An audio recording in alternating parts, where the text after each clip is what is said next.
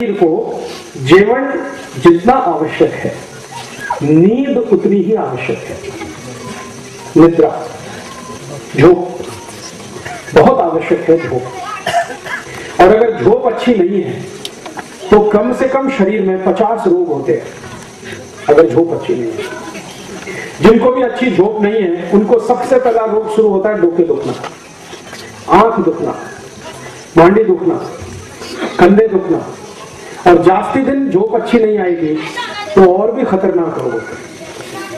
और उनमें से एक तो रोग इतना खतरनाक होता है, मिर्गी के दौरे पड़ना, अपस्मार होना, एपिलेप्सी होना, ये सब रोग झोप अच्छी नहीं होने के हैं।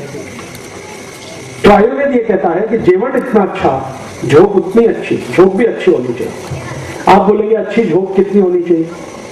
उसका नियम ये है कि आप अगर खेत में काम करते हैं, काश्तकार है, शेतकरी है, तो कम से कम आपकी झोप 7 से 8 तास होनी चाहिए। कम से कम 7 तास, जास्ती से जास्ती 8 तास, इतनी झोप आपकी होनी चाहिए। अगर खेत में काम करते हैं, काश्तकार है, शरीर का काम करते हैं, कोई लोग अगर मजदूरी करते हैं तो उनको भी 7 से 8 तास की झोप होनी ही चाहिए। शरीर का जितना ज्यादा मेहनत है उतनी ज्यादा झोप होनी चाहिए।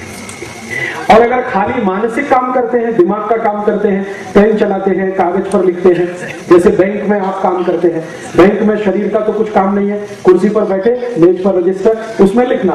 तो ऐसे लोग जो शरीर का काम नहीं करते, जैसे टीचर है, क्लास में खड़े खड़े पढ़ाना है, या बैंक में काम कर रहे हैं, या तो किसी ऐसी कंपनी में काम कर रहे हैं जहां मेज कुर्सी पर भी बैठना पड़ता है और कुछ नहीं, तो ऐसे लोगों की कम से कम झोप 6 तास होनी चाहिए, जास्ती से जास्ती 7 तास होनी चाहिए।